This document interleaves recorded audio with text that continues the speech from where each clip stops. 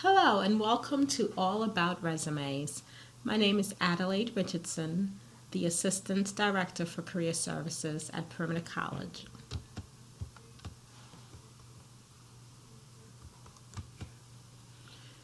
So let's begin by defining what a resume is. A resume is an individually designed document. It should focus on your background. It should be a highlight of your background, not a complete life history, and generally should be brief and to the point. It is used by employers as a screening device, which is the first step in obtaining an interview. Most important thing that I would like for you to remember is that a resume is a marketing tool. It should be an advertisement. It can open doors for interview opportunities. So the first thing that you want to do when you are starting to create a resume should be self-assessment. To help you summarize your experience, consider the following questions. What skills have you developed as a result of your experience? What were your job responsibilities? How did they change or otherwise develop over the course of the experience? Did you supervise any people? Did you help other people in any way? Did your experience involve working with coworkers, teamwork? Did you assume any leadership roles? Did you gather any information? Did you analyze any information? Were you involved in any planning responsibilities? Did you operate any equipment? Did you produce any written documents or reports? And how well were you able to meet deadlines and handle pressure? Can you quantify the result of your work? So for example, the number of customers served, the percentage of sales increased. Once you're able to do self-assessments, it is important to then look for skills that the employer seeks. So how now does those skills that they're looking for match or fit with your own skills and abilities? A couple of resources that I have listed here is the Georgia Career Information System. It will prompt you for a username and password. And so the username for GCIS or GCIC is GPCDE, and the password is GCIS588. The Occupational Outlook Handbook is also a great source of information for doing research and really figuring out what skills that are needed, generally needed by an employer for the particular job that you seek. This is the landing page for Georgia Career Information Center. And so when you click on that landing page, it will bring you to, it will prompt you for a username. And again, we said the username here is GPCDE. The password is GCIS588. And so when you sign in, it will take you to this page where we have 6 different tabs on the top. You want to click on where it says occupations and then select occupations again, which then brings you to a titles index. And so let's say you are a business major and you're looking for some kind of bookkeeping or accounting clerk position.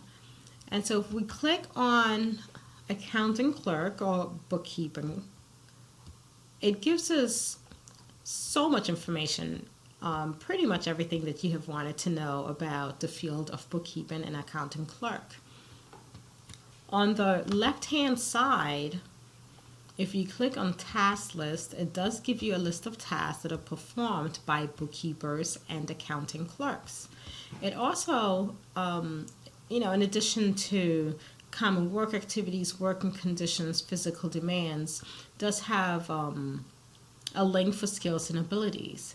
And so the more you read about what it is that you need, so in this case, you would need to be able to you need to have communication skills, be able to reason and solve problems. And so all of this information should help you create a resume. This is a great overview the task list really hones in terms of specific tasks, and it's also in a form that it will probably be needed on your resume, whereas it starts with an action verb and it really does get detailed enough. And so after reading the task list and the skills and abilities section, you then want to make sure that you pull out all the skills that pertain to your particular skill set.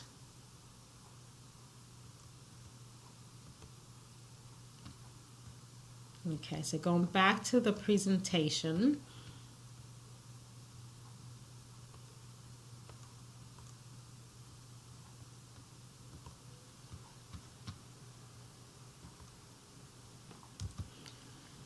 Okay, so organizing your experience is a way that you can start by really thinking about all of the experiences that you have had in the past, or that you currently jobs that you currently hold, volunteer work, activities, leadership roles, awards, and so forth. You then review the list and begin to develop separate sections. So you can have a section on your resume titled Activities, another section titled Volunteer Experience, another one Leadership Experience, Employment, and etc. Once you complete your list, then you can begin to format your resume and describe your experiences. Remember, descriptions, order, and categories depend on individual experiences and goals. So you do not have to use the exact same headings that follows. You want to be creative and make it unique. So the first part of a resume is usually titled the identification section. It includes your name, your full address, your phone number, and make sure you proofread. Your name should really be the biggest thing on your resume. And so when an employer looks at your resume, your name should stand out and everything that follows should be associated with your name. And so this is an example of what your identification or contact information could look like. Please be mindful that whatever number you have on your resume, make sure that you have a professional greeting to that number.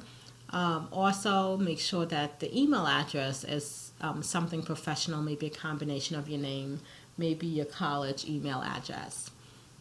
And so, and unacceptable, and I see this all the time, students might have something like eat seaweed salad or hot Barbie, Gmail. You're being judged by everything that's on your resume, so make sure that you are cognizant of that and have professional greeting as well as professional email address. Okay, so next we want to develop an objective, right? An objective should be able to answer two questions: what kind of position you want, and what kind of company or organization you want to work for. When writing your objective, you want to make sure that it's short and to the point, avoid wordiness. So an example objective is to obtain a challenging position in marketing or sales, proving an opportunity to apply skills and interest in sales, promotions, customer service, and related ideas. It's too wordy. I had a hard time even reading it out loud. So instead, keep it short and to the point. You can have to obtain a position in marketing or sales. Another example of an objective is an entry-level position in a management training program with a company that will benefit from my highly developed organizational skills and solid background in finance. It is better than the first example, but it's still too wordy. And so instead, I would recommend an entry-level position in a management training program. Below are lists of sample objective, so management/marketing position in a healthcare setting, seeking employment as a design or project engineer, an entry-level position within the operations management environment, an advertisement or public relations position with a large company, seeking an entry-level position with a commercial bank, entry-level opportunity to utilize desktop publishing and editorial skills. Now, there is a difference between a summary and an objective. If you know what type of position or department you're interested in, then a career objective would be best. If you are not sure or do not want to limit your application, a summary would be a better option. So these are sample summary statements. Dynamic motivator and problem solver with excellent organizational skills to pursue a career in an area of public relations, marketing, and broadcasting. Proven administrative capabilities and experience in training and project coordination. Another sample, bilingual environmentalist with a solid education in the area of waste management and impact assessment. Excellent written and oral communication skills with strong knowledge of environmental regulations and federal policy planning. I find that summary statements are usually better for those individuals who have experience under their belts. Okay, so the next heading that we'll discuss is education. In the education section of your resume, you want to list the name of the college and location, the degree that you're pursuing now, or so the degree that you're pursuing now should be first. You also want to list your graduation date. It's okay to future date it. So you can put anticipated graduation date, put colon, the month and the year that you hope to graduate or obtain that degree. Include your GPA only if it is a 3.0 or higher. So this is just a little sample of what your education section could look like. Next is the experience section. Always remember that the experience section is actually reverse chronological order. So you want to start with your present or most recent position first and then work backwards. You can separate this section by having an unrelated experiences as well as related experience. Be sure to include accomplishments, use bullets, not paragraphs. Be consistent with placement of company information such as job titles, dates, and etc. And make company name and job title look different from each other. Okay. Your accomplishment statements or your bullets should follow this formula and and everything should be pretty spot on. So generally you want each bullet to start with an action verb. So it's action verb plus who or what plus how, why, or what. I often see resumes that have a bullet and it says lesson plans for education majors. Instead of just having lesson plans, it's so much better if you actually have an action verb which shows the skills. So now you're letting the employer or hiring manager know that you know how to create lesson plans. But even better is created lesson plans to reinforce reading comprehension and spelling for third graders. The next possible heading on your resume could be titled Activities/Interest. List only activities and honors that support your career objective. List your college organizations and arrange them in order of importance as they relate to your career objective. You want to make sure you include any official office or official positions that you held. A lot of times we get so used to acronyms, but just keep in mind that the employer might not recognize acronyms. So it is important to spell them out. And also include dates. Choose interests that you truly have and try to list those in some way that relate to your major or field if possible. And just remember, whatever is on your resume, to be sure that you're able and prepared to discuss them. Another important heading on a resume could be titled skills/languages. So with computer skills, you could list it as such, or you can also indicate your level of expertise. So it is not uncommon to be proficient in Microsoft Word and PowerPoint, but having working knowledge of Excel or Access. Same thing with your languages. Some people might be fluent in Spanish. Others might have a conversational knowledge of it. And then the last level, skills level in terms of languages, is understanding of. Okay, so let's just dig a little deeper. There are two resumes. Roger Taylor's resume is what we call a traditional chronological style resume. Lisa Harris's resume is what we call a functional style resume. The main difference between these two resumes is in the experience section, so the related skills or experience sections. If you look at Lisa Harris's resume, she has actually grouped all of her accomplishments, so all of her bullets as it relates to her objective, as in one section, as opposed to Roger Taylor, who lists who basically has the name of the company, city and state, the job title that he held, the dates that he held that position, and then accomplishment statements. Both resumes, and usually I'll ask by a show of hands, which resume do you think is better?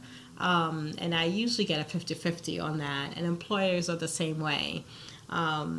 Depending on where you are in terms of your career development, that is going to indicate what style resume you have, chronological versus functional.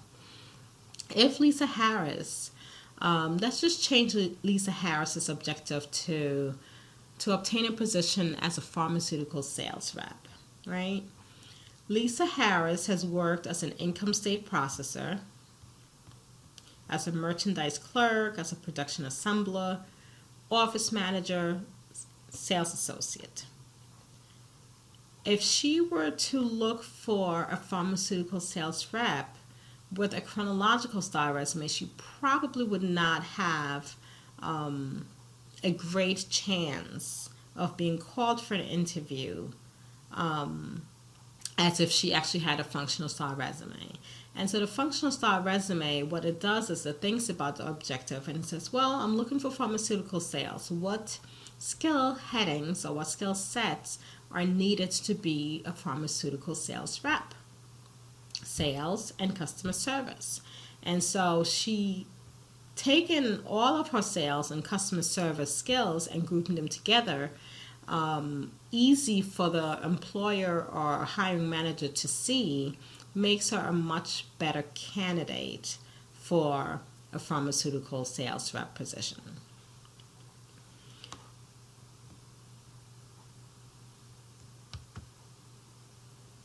Okay, moving along. Additional headings that you could have on your resumes are honors and awards, professional affiliation / memberships, travel, publication, research, academic projects and papers, relevant coursework, military experience, and volunteer services. Helpful hints for emailing resumes. Make sure you include the position and your name in the subject line of your email.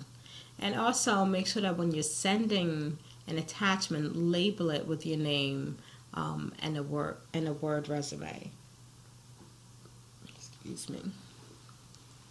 Remember that in the body of the email, you want to make sure that everything is professional and formal, and so you should address the person that you are sending the email to either as Dear Jane Doe, or if there's no name available to use, Attention Human Resources or Attention Hiring Manager. So it should be formal.